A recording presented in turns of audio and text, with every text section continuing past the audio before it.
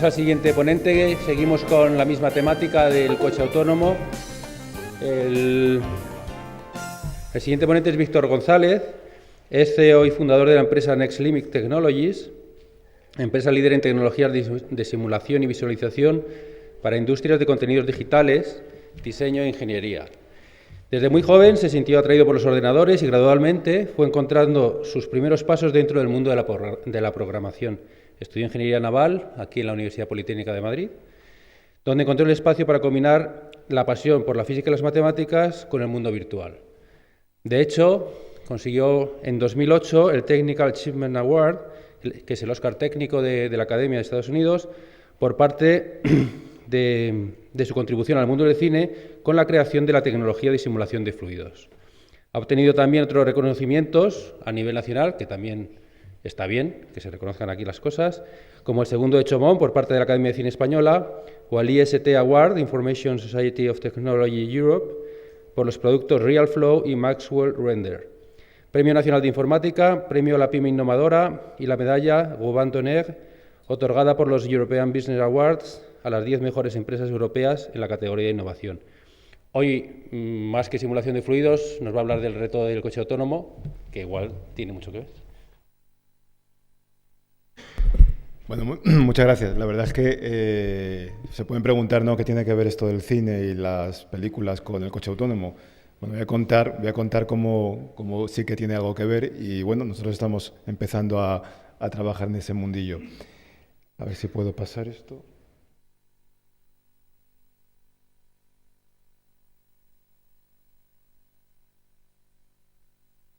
Bueno, esto es lo que nos gustaría a todos, ¿no?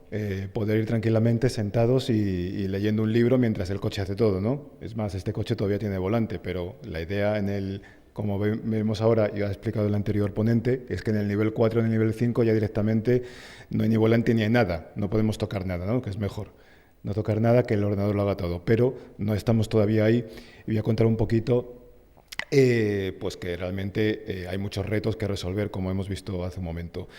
Vamos a hablar un poco de retos técnicos, de los drivers del mercado y del futuro próximo, de lo que esperamos poder ver más pronto que tarde. Y sin embargo, nivel 5 es el futuro ese, digamos, fantástico de las películas, ese queda un poco más. Un poquito rápido para que me conozcáis, la empresa Next Limit desarrolla productos de simulación. Nosotros llevamos 20 años ya trabajando en simulación de productos de software para efectos digitales, para diseño, para ingeniería. Todo lo que podéis ver aquí es sintético. Interiorismo, arquitectura, simulación de la luz, de los materiales, todo esto se puede hacer hoy en día a través de técnicas digitales de alta calidad. Y estas imágenes que podéis ver aquí son completamente virtuales, ¿no? Carrocerías de coches, entornos, simulación, como hemos visto antes para películas, en fin, todo este mundo que hoy en día se va mucho al videojuego y al entorno de realidad virtual o realidad aumentada, ¿no? Todo lo que es las tecnologías de síntesis de imagen virtual. También con aplicaciones a la robótica, a la inteligencia artificial, pues todo este mundo que es muy visual, pero también tiene debajo mucho algoritmo y mucha matemática, ¿no? Y mucha física. Pero volviendo al tema que nos ocupa, tenemos ahora el tema del coche autónomo y podríamos decir, esto es algo nuevo, esto era algo que ya había antecedentes, lo teníamos ya en la cabeza. Yo creo que todos nosotros nos acordaremos de esto. Ya teníamos coche autónomo, ¿no?, en los 80.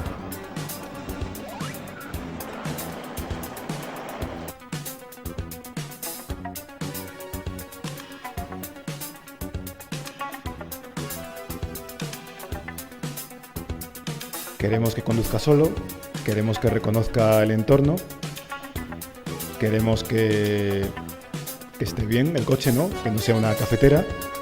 Aquí no se ven los sensores ni cosas raras, ¿no? Perfecto, ¿no? Y luego además nos permite conducirlo si queremos. Eso está bien. Ya podemos ver incluso así de chulos. Que eso también, con los coches modernos ahora no, con los coches nuevos no podemos hacerlo, con este sí. Entonces, bueno, sí, el coche autónomo, este es lo que nos gustaría tener, ¿verdad? No estamos todavía ahí. Tenemos estos famosos niveles de autonomía que ya os han comentado, el 0, 1, 2, que son los que ya más o menos tenemos, el 2 es el que estamos empezando a tener en los coches que nos podemos comprar hoy en día, con una semiautonomía, ¿no? De poder prácticamente dejar que acelere y que siga el carril, poco más. El 3, que os han comentado antes, este es lo que llamaríamos piloto automático, es muy parecido a aviación. Es básicamente, bueno, pues los pilotos no tocan prácticamente nada, pero van vigilando el sistema. Y por supuesto, en el aterrizaje y en el despegue hay que hacerlo manual. Aquí sería algo parecido. El 3 nos permite tener en una cierta zona de control, bajo condiciones controladas, esa autonomía, pero con vigilancia constante, y en cuanto nos salgamos de esa zona de equilibrio, el sistema se va a desconectar y nos va a dar a nosotros el control. Claro, el 4 y el 5, que básicamente son, bueno, el 4 es sistema autónomo total, pero en zona controlada, y el 5 sería autonomía total. Realmente no, aunque estos números son lineales, ¿no? Del 0 al 5, realmente la complejidad es exponencial. Esto os lo han comentado el anterior ponente. Llegar a la autonomía total implica tener la capacidad pues prácticamente el intelecto humano de reconocer cualquier circunstancia en cualquier momento. Y eso hoy en día pues estamos todavía muy lejos. Y como vamos a ver, pues queda tiempo. Pero el 3 sí que es algo. Entonces, bueno, el 3 lo tenemos prácticamente al alcance de la mano y sí que es algo que vamos a ver muy pronto. No es lo mismo conducir o hacer un sistema que sepa entender esta situación, ¿no? Perfecta, ¿no? Carriles perfectos, visibilidad perfecta, todos los coches a la misma velocidad, no hay ningún problema, pero a ver cómo resolvemos el problema aquí.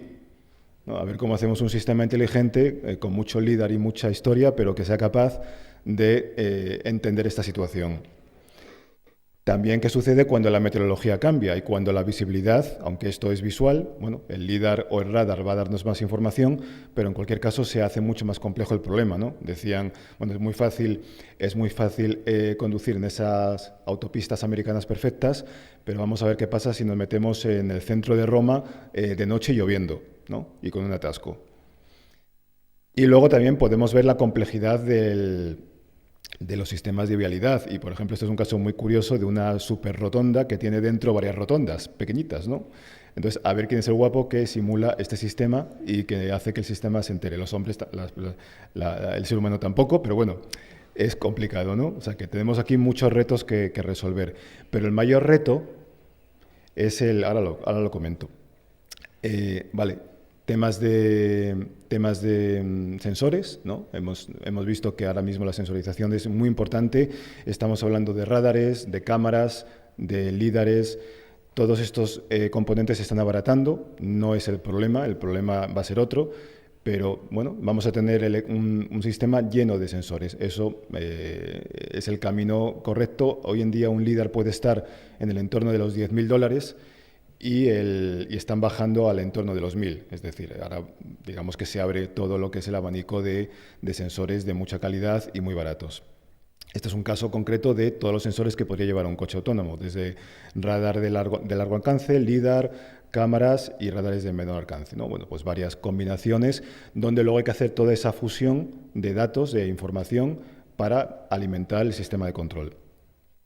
Los fabricantes, por ejemplo en este caso NVIDIA, fabricantes de GPUs, de gráficos, es un tema muy interesante cómo el mundo del hardware orientado a otros campos, como podrían ser los gráficos, ahora se mueven hacia el entorno de los sistemas inteligentes, y aquí tenemos un caso de una tarjeta especializada en resolver problemas de redes neuronales por hardware para sistemas autónomos. También cómo el hardware está alimentando todas estas capacidades. Lo que hemos visto también, el tema de conexiones entre coches, no solo el coche conoce su entorno, sino todos los coches deben estar conectados entre ellos de tal manera que se comuniquen y que también de alguna manera lo que no ve un coche lo ve el otro, y eso aumenta la capacidad de de conocimiento del entorno. También esto tiene un problema añadido y es, no sé si lo habrán comentado en nuestros foros, la ciberseguridad. Es qué pasa si nos hackean el sistema, nos hackean el coche, un tema bastante serio. Y por lo tanto nos vamos hacia la comprensión, es decir, los sensores no son un problema, tenemos un montón de sensores, son baratos, pero no hemos resuelto todavía el problema. Nosotros también tenemos ojos y manos y sensores, pero nos falta el cerebro. El cerebro es la capacidad de que ese sistema entienda su entorno y entienda lo que ve, ¿no? Entienda que eso es un coche, es la calle, es el suelo, son árboles, todo eso ahora mismo pues evidentemente era un cuello de botella muy fuerte y se está abriendo con el tema de la realidad, con el tema de la inteligencia artificial. Lo que es las redes neuronales nos permiten ahora, digamos, abrir un poco de luz en el concepto de cómo entender el entorno. Estamos avanzando mucho y este es un tema de hace muy poquitos años, 5 años prácticamente, donde la capacidad de cálculo que hemos visto antes, las tarjetas de hardware, junto con los algoritmos de nueva generación de Deep Learning, nos permiten empezar a segmentar y a entender lo que vemos o lo que ve el sistema, los sensores, de una manera mucho más eficiente, porque volvemos a lo mismo, el sistema tiene que entender, si vamos al nivel 5, cualquier situación, por nueva que sea. Y eso es lo que realmente es una barrera hoy en día.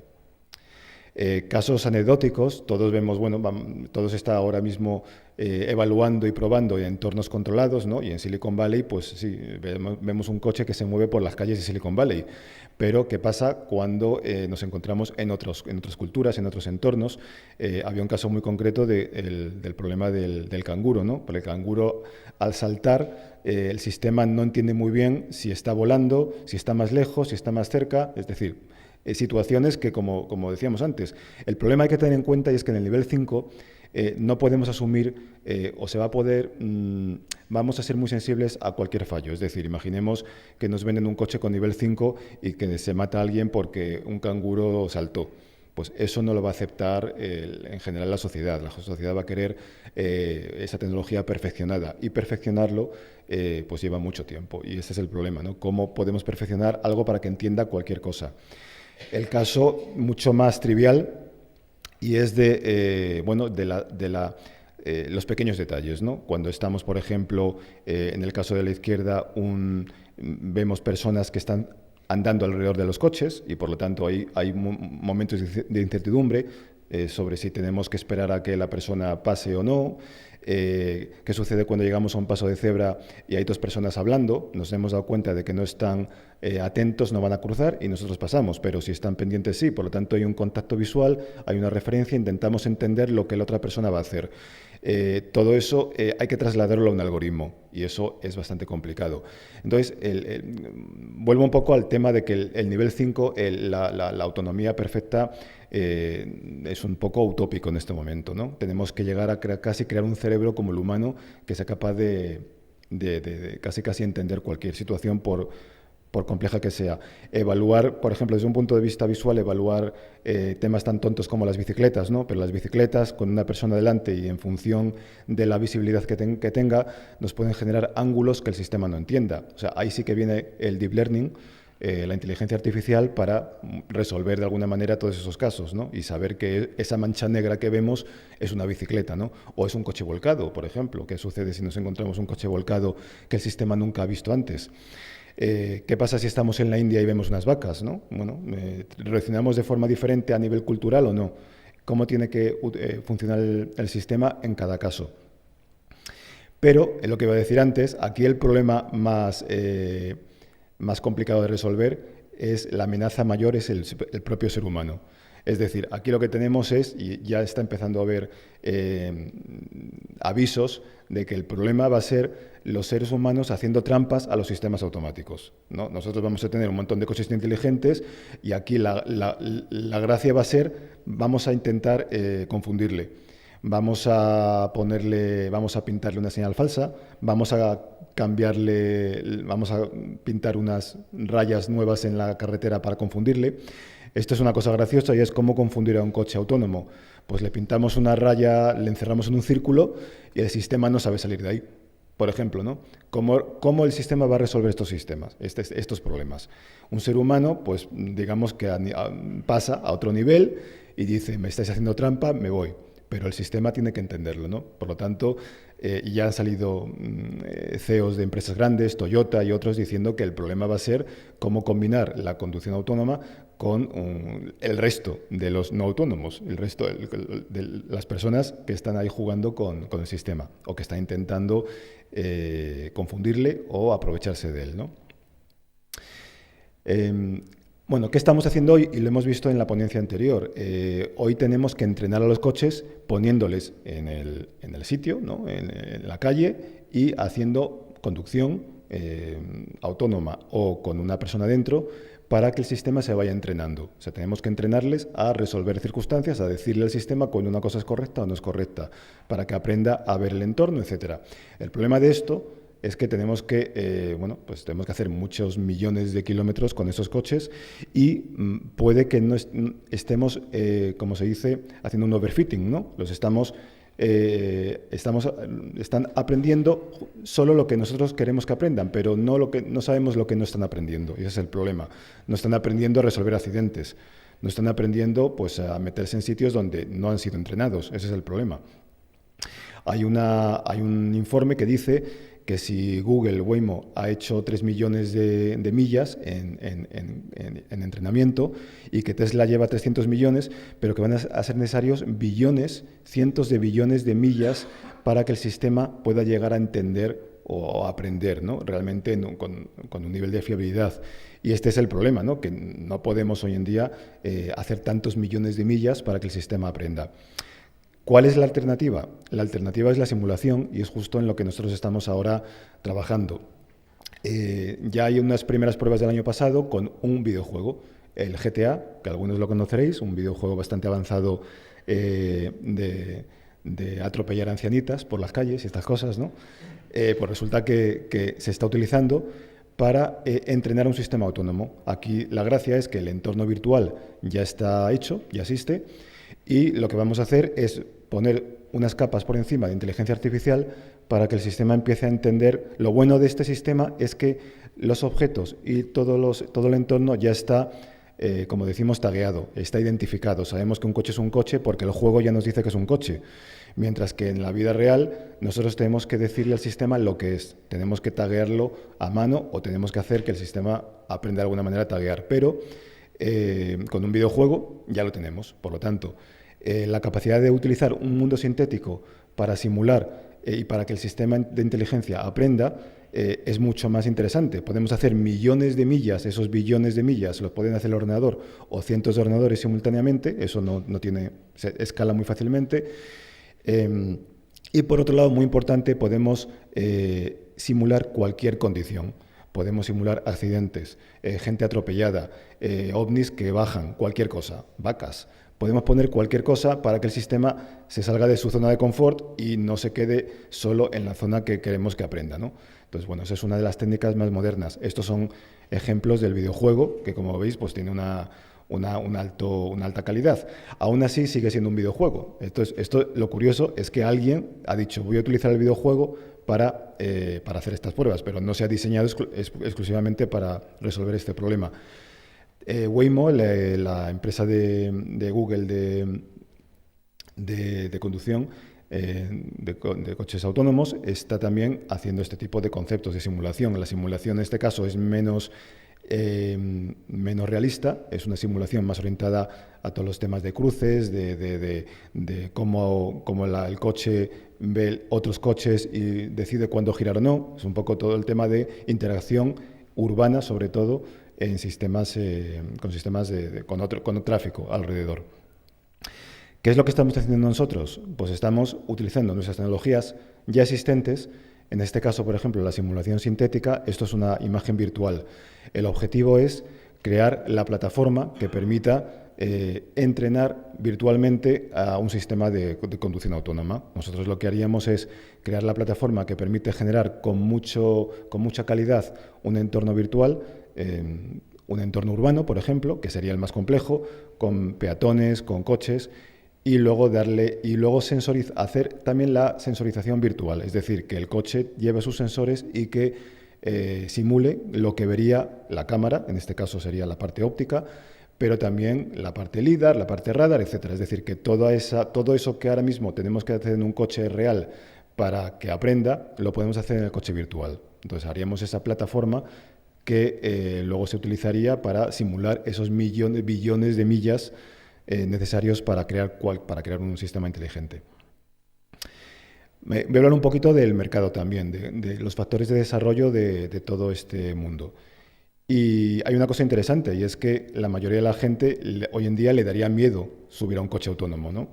Ya la gente no quiere saber nada de aviones que van solos, imaginemos coches que van solos, ¿no? Con toda la complejidad añadida que lleva. Y sin embargo, los datos son muy claros. La reducción de accidentes sería brutal. Habría una mejora medioambiental porque habría mayor eficacia en el coste energético, habría menos atascos, todo estaría mucho más controlado a nivel de consumo y sobre todo habría mucho más tiempo útil, es decir, todos los millones de horas hombre que se pierden todos los días en los atascos, pues serían útiles para trabajar o para ocio. Entonces, eso está claro. Pero, sin embargo, no es un driver. Ahora mismo la gente no está demandando un coche autónomo, aunque parezca que está todo muy de moda. ¿De dónde viene todo este hype, toda esta cultura del coche autónomo? Está viniendo sobre todo de todo lo que es el mundo del transporte, de la logística. Desde un punto de vista de logística y de economía de transporte, el coche autónomo es el que nos brinda las mejores oportunidades económicas, ¿no? Respecto a un coche normal como un taxi, donde el principal coste de operación es la persona que lo lleva, otros sistemas de transporte que tienen otras ventajas pero otros inconvenientes, el coche autónomo tendría todo perfecto, ¿no? No tendría persona, por lo tanto nos ahorramos el salario y los costes de instalación, de fabricación, de escalabilidad son muy bajos. Por lo tanto, el driver viene sobre todo del mundo de la logística de transporte, de flotas de camiones, de flotas de coches, de flotas de taxis, la uberización, todo lo que es los Uber y los Lyft, pero en la segunda versión, que son sin persona dentro. Esto realmente supone tal incentivo económico a las nuevas empresas de este tipo, que realmente son los mayores impulsores. Si conseguimos, como lo llaman, los robotaxis, ¿no? Que tengamos miles de taxis virtuales sin conductor, pues eso es un ahorro económico enorme. Entonces, realmente aquí está uno de los drivers más fuertes. Y otro de los drivers es el driver del ocio. El driver es un poco como el teléfono, ¿no? El teléfono pasó de ser un hardware a un software. Ahora mismo lo que nos interesa son los contenidos. Eso lo vio Apple muy pronto cuando dijo: yo me voy a encargar de tener un ecosistema de tecnología dentro del teléfono. El teléfono es secundario, el aparato, ¿no? Aunque tenga que ser muy bonito, pero es secundario. Aquí está pasando lo mismo. El coche se pasa de ser hardware a ser software.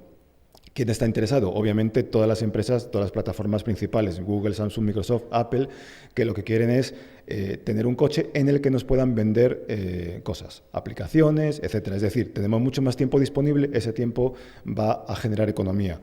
Entonces, lo importante es entender que el coche es una herramienta auxiliar, ya no es una herramienta, digamos, ya no es un objetivo principal, lo que es la parte física del coche, sino la parte digital. Esto lo están viendo todos los fabricantes de coches, porque realmente lo que está sucediendo es que ahora mismo hay hay miedo, ¿no?, en el sector de la fabricación de que realmente se queden, digamos, como actores secundarios de una película controlada por estos grandes, ¿no?, por estos 4 o 5 que realmente sean los que nos venden la tecnología que va dentro, ¿no? A mí me va a interesar comprar un coche que tenga aplicaciones, que le pueda transferir, que le pueda cambiar el sistema operativo, que pueda hacer un montón de cosas sobre él, ¿no? Los fabricantes no están preparados para esto, ¿no? Para ellos esto les ha pillado a contrapelo. ¿Quiénes lo controlan muy bien? Pues todo este mundo de las grandes tecnológicas. Entonces, ahí está un poco la lucha entre los grandes fabricantes que están aliándose con empresas de inteligencia artificial y digitales y las grandes tecnológicas buscando también su hueco haciendo un coche propio o aliándose con algún fabricante. Y ahora mismo esto es una pelea de gallos en la que todo el mundo está conectado con todo el mundo. Es increíble. Ahora tenemos en Silicon Valley cientos de empresas startups que están comprándose día sí, día no. los grandes fabricantes diciendo yo voy a tener coche autónomo pasado mañana. Bueno, esto ahora mismo es una locura en el que todo el mundo está colocándose porque parece que si no estás haciendo coche autónomo estás muerto. Y sin embargo el coche autónomo, como estamos viendo, es software, no es hardware. El hardware está ahí, es software sobre todo. La oportunidad, ¿dónde está? Como veíamos antes, hay dos niveles. Está el nivel 3, que es todos los millones de coches que nos pueden vender con el piloto automático y en entorno controlado, posiblemente solo en autopistas, pero bien, esto es un gran avance porque nos permite liberar ese tiempo que comentábamos antes. Y luego el nivel 4 y el 5, que son las flotas, y que digamos que es algo mucho más también interesante a nivel económico, pero con unos retos mucho más complejos. Por lo tanto, todo apunta a que el nivel 3 es al que todos los fabricantes están apuntando hoy en día para vendernos un coche pasado mañana, no dentro de 10 años. Esto es un poco el mapa de cómo estamos ahora, ¿no?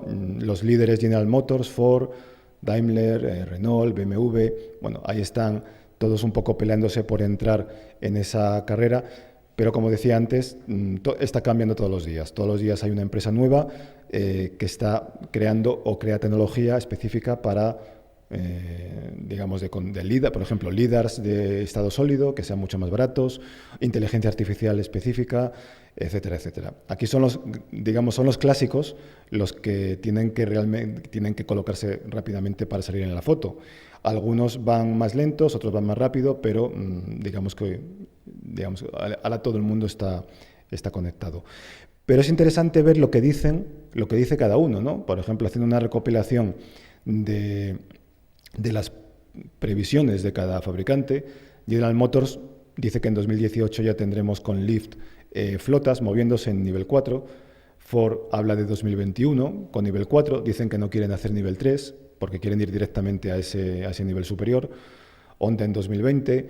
Toyota podemos decir que es el más pesimista o tal vez el más realista. Dice que en 2020 estaremos con el nivel 3, tiene sentido, que el nivel 4 a lo mejor en una década y que el nivel 5 no estamos ni siquiera cerca. O sea que el nivel 5, que es eso del coche autónomo absoluto, eso nos podemos ir olvidando durante una temporada.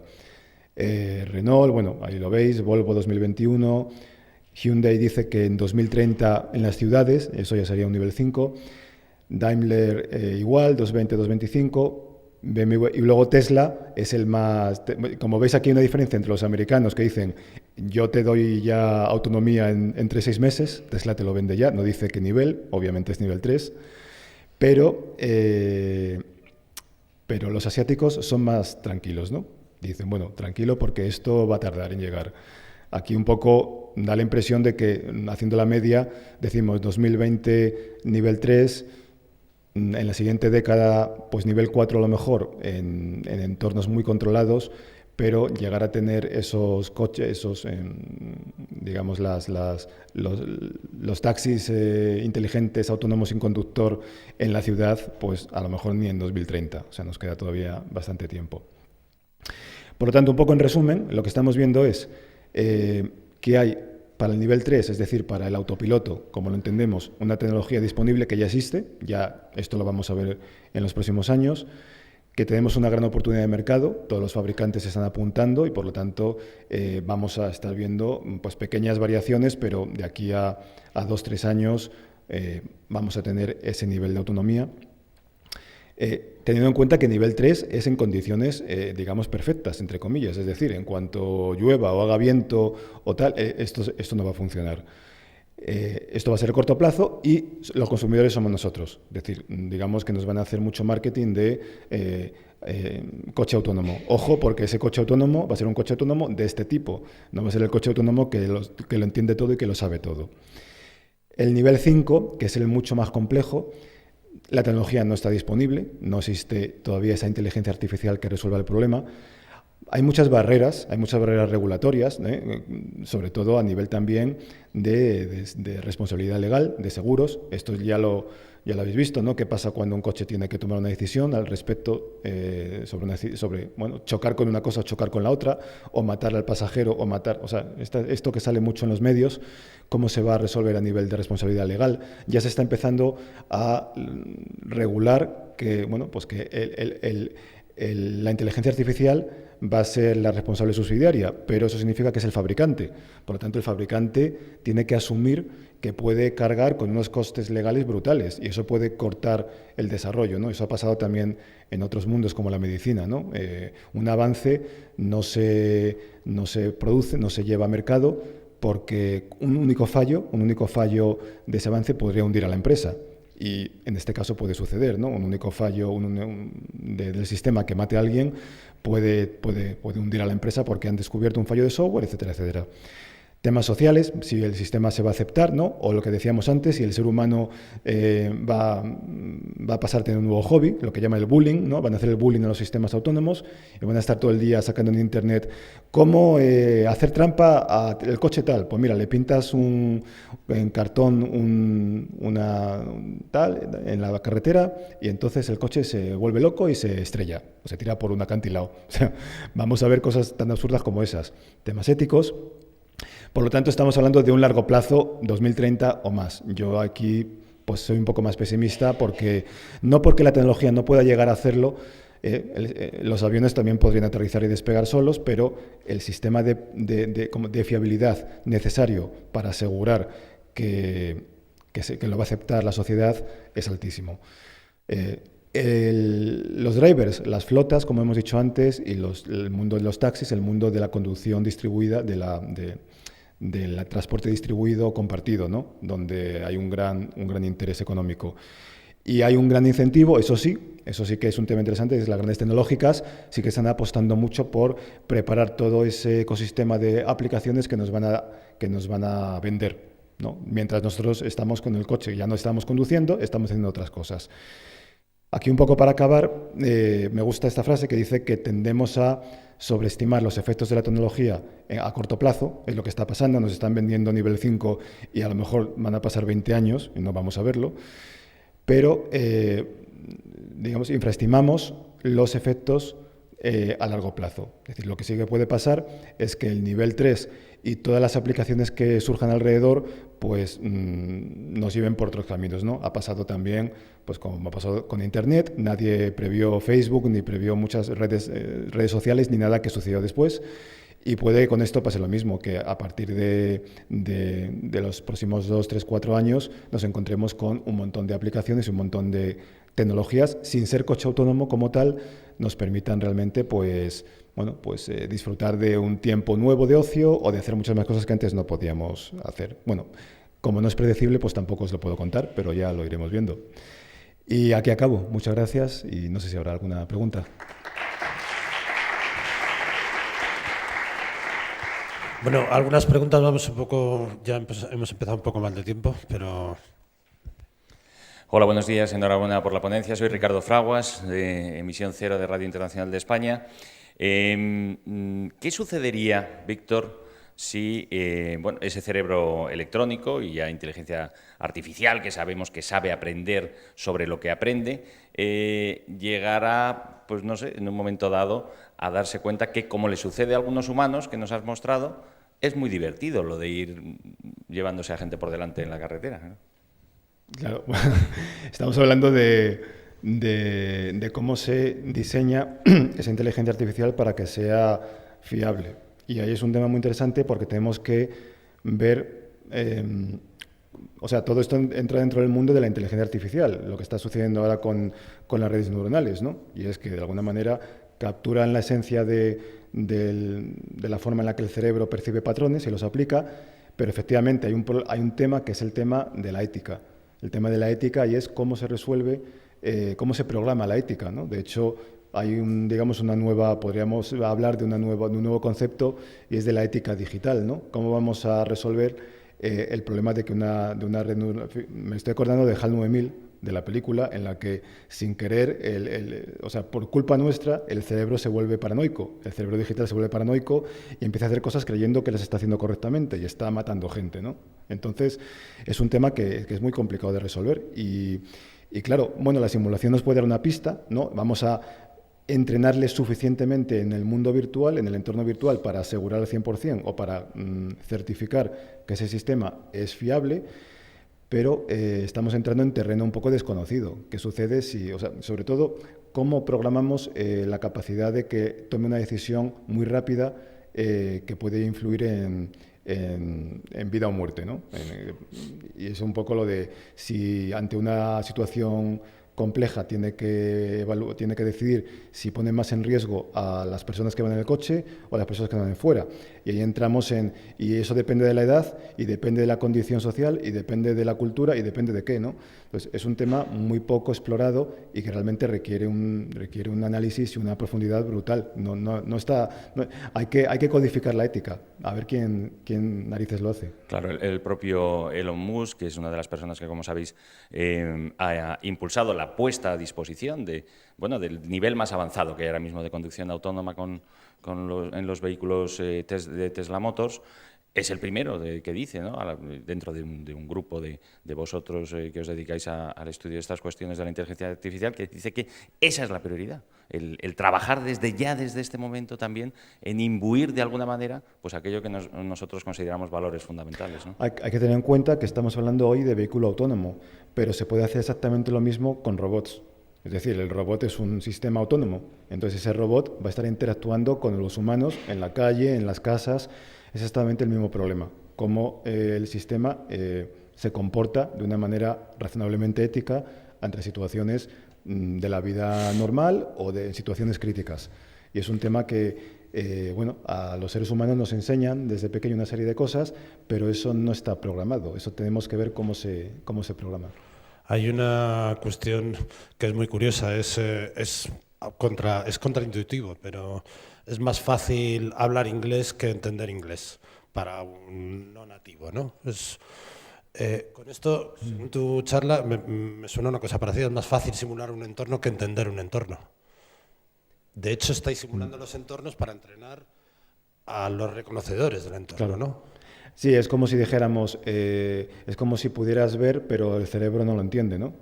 Si no tuvieras cerebro, los ojos funcionan, todo funciona por aquí dentro, pero no entiendes lo que estás viendo. Entonces, efectivamente, tienes que hacer que el sistema entienda, que el cerebro entienda lo que está viendo y que a partir de ahí tome decisiones en función de ese input. No deja de ser lo mismo que el sistema, el cerebro humano, pero el cerebro humano tiene una evolución de millones de años y nosotros tenemos que meterlo ahí de una manera en poco tiempo y bueno. Pero sin embargo, tú varias veces has dicho, esto es una imagen virtual, porque es tan realista que te confunde. Es decir, la generación de imágenes virtuales pues funciona muy bien, pero entender qué es lo que las máquinas entiendan que eso es un coche es más complicado. Las máquinas, al final, lo bueno del deep learning, de las técnicas de inteligencia artificial, es que están actuando de una manera muy parecida a nuestra forma de trabajar. Es decir, yo sé que un coche es un coche porque he visto muchos coches y simplemente he hecho esa categorización. Y ya está. O sea, yo cuando veo una forma que tiene un coche, aunque sea una nube, digo, me parece un coche.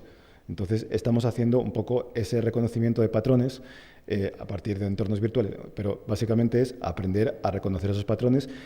Si veo un coche volcado, ¿por qué entendemos cuando un coche está volcado? Porque lo hemos visto más de una vez. Si no lo hubiéramos visto nunca, ningún coche volcado en nuestra vida, pero lo hemos visto. Entonces necesitamos mostrarle, necesitamos casi hacer como un niño pequeño. Un niño pequeño aprende a base de ver y de tocar. Eso que dura muchos años, algunos tardan 40 años en llegar a aprender, ¿no? Otros 20, otros 10, lo que sea, ¿no? Esto tiene que hacerlo en muy poco tiempo. ¿Qué es lo bueno? Que el sistema, que las redes neuronales y el sistema, la inteligencia artificial siempre va aprendiendo, es decir, no va a ir hacia atrás, es decir, siempre es un incremento. Cuando haya aprendido, podemos seguir haciendo que aprenda, podemos seguir que aprenda continuamente, es decir, podemos estar mostrándole cada vez más cosas y eso se va enriqueciendo, ¿no? No es un cerebro que un día nace y muere y desaparece, sino que lo bueno es que la inteligencia digital está siempre ahí, está siempre acumulando información. Entonces, en ese sentido, tiene más posibilidades.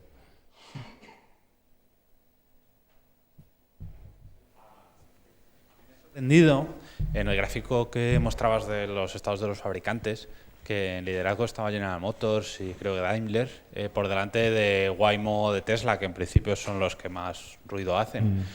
¿Me podría explicar pues, por qué pensáis que están ahí liderando? ¿Qué ya están haciendo? Bueno, Lo que he comentado antes, el mercado ahora mismo está muy convulso, porque claro, es como decir, bueno, si si Tesla ya me vende pilotos automáticos y yo soy General Motors o yo soy Ford, a ver si me van a quitar. Esto es un poco, recuerda un poco a lo que pasó con Honda, digo, con Nokia, con Kodak, que es que yo soy el líder y un día me la pego y desaparezco, porque de repente hay un cambio disruptivo. Entonces, yo creo que se está identificando que esto es un cambio disruptivo y la mayoría de los fabricantes se han puesto manos a la obra. Entonces, a mí también me sorprendió cuando me puse a estudiar un poco este tema que los clásicos, ¿no?, podríamos decir, como por ejemplo Ford o General Motors, estén liderando. No están liderando en el sentido de... Están liderando, para empezar, comprando empresas. Es decir, porque que llegue de dentro el conocimiento es muy complicado, ¿no? Están básicamente creando su ecosistema de empresas o asociándose con empresas, pues como por ejemplo con Lyft o Waymo. Bueno, Waymo, en el fondo son empresas que se han creado como startups y que están siendo absorbidas por estos grandes, ¿no? Pero bueno, están obviamente... digamos, entre comillas, defendiéndose de la posibilidad de que se queden fuera del mercado, porque como se ponga de moda, si esto no tiene piloto automático nivel 3, no es una basura, y se pueden quedar completamente fuera de juego en muy poco tiempo. Entonces, me parece lógico, ¿no? Por otro lado, también están, efectivamente, el otro camino, ¿no? El camino de Google o de Apple o de Microsoft, o de Intel, buscando cómo colocarse, ya sea con tecnología propia o, por ejemplo, Intel asociado con BMW. Entonces, bueno, ahora mismo hay mucho, como decía antes, hay muchas conexiones y posiblemente estamos empezando, esto va a ir evolucionando, ¿no? Y no va a haber realmente un líder, va a haber una pelea por decir, bueno, es como cuando apareció el ABS o aparecieron nuevas tecnologías, estar ahí. Pero no es algo que vaya a marcar, yo creo, hoy en día quién va a ser el líder. El líder puede venir por un lado o por el otro. Puede venir porque aparezca Google con su coche y todo el mundo empiece a comprarse Google Cars. O sea, esto puede ser así de absurdo. Sí. Me ha parecido entender de tu charla que la principal barrera es una barrera de naturaleza legal y de naturaleza de aceptación social, más que la cuestión tecnológica a largo plazo. Y yo quería saber tu opinión en relación con eso, porque en otros ámbitos eso no es una barrera. A la gente no le importa tanto que la gente muera. Los casos de Toyota con la aceleración no intencionada y demás demuestran que eso no afecta a las ventas al final. O sea, la gente lo acepta perfectamente en el momento que la cadena de responsabilidades y de pago de indemnizaciones se define. Sí, claro. Bueno, efectivamente, pero eso todavía no está claro. Es decir, si no está regulado adecuadamente y hay digamos, si hay riesgo de que una muerte por un fallo de un software pueda afectar a la economía de la empresa de una manera radical, pues efectivamente podría ser una barrera o no. ¿Existen pruebas de que eso no pasa? Bueno, con los casos... ¿Pruebas de casos de software Sí, defectuoso que han bueno. causado muerte en coches? Sí, no, sí lo oigo. Sí, Ya ha habido pruebas de fallos de software que han causado muerte de personas en automóviles y esto no ha afectado a las ventas de... Sí, es cierto. Bueno, cuando ha habido problemas con los problemas del no me acuerdo cuál fue, el freno que fallaba en un Toyota o en un tal. Hombre, la empresa no desaparece por eso, ¿no? Pero estamos hablando de algo que todavía, digamos, no... Yo creo que aquí vamos a ser más sensibles. Aquí vamos a ser más sensibles porque es como si dijéramos, el avión, por ejemplo, supongamos un avión normal. Los pilotos se salen y se ponen a hablar con los pasajeros.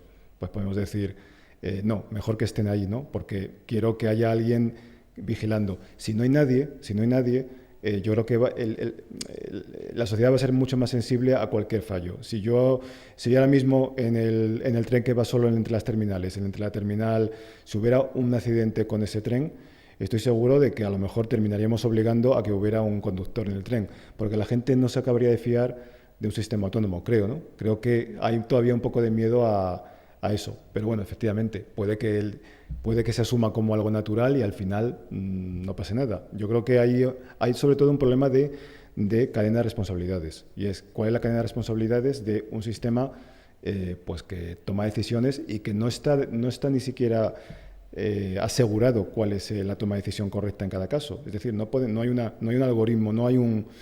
El problema de los algoritmos de inteligencia artificial es que es muy difícil certificar cuál es su input, cuál es su output para todos los inputs. Es decir, no tenemos ahí una capacidad de decir, no, es que efectivamente en esta línea de código había un fallo y tú eres culpable. Es que es una caja negra, es un cerebro que toma decisiones. Entonces, ¿quién es el responsable? Yo creo que es un problema más de a quién echamos la culpa. Sí. En los diferentes niveles que hemos visto de automatización, los estadios definidos, entre el 3 y los niveles superiores, ¿no hay un cambio brutal dentro de lo que es la industria, pasando de producto a servicio? Porque sí que podemos estar todos muy interesados en tener un nivel de autonomía 3 en el vehículo, pero cuando ya el vehículo puede venir al punto a recogernos y llevarnos, igual ya nos interesa tener el vehículo en propiedad. Claro, ese es uno de los miedos de los grandes fabricantes, de que van a dejar de vender coches simplemente porque ya el concepto de coche propio deja de tener sentido, porque yo voy a tener coches disponibles a mi elección, ¿no?, en el sistema. El 3 efectivamente no te permite desconectar, es decir, tienes que estar concentrado, y a partir del 3, el 4 y el 5 efectivamente te dan una libertad absoluta de tu tiempo. Entonces hay dos conceptos, el concepto de que ya no necesito un coche, eso es un tema que no he comentado, pero está en el aire, ¿no? Ya no necesito un coche propio y por lo tanto rompe completamente con el modelo clásico del mercado, ¿no? Y segundo, que tengo un montón de tiempo disponible dentro de ese coche para trabajar y para hacer un montón de cosas, y eso abre evidentemente la puerta a muchísimos servicios. Por eso, aunque la tecnología es mucho más compleja, los resultados también son exponenciales, ¿no? Desde ahí vamos a ver a qué velocidad. Bueno, pues hemos conseguido un fabricante, así es que está a punto de subir un fabricante. Muchas gracias.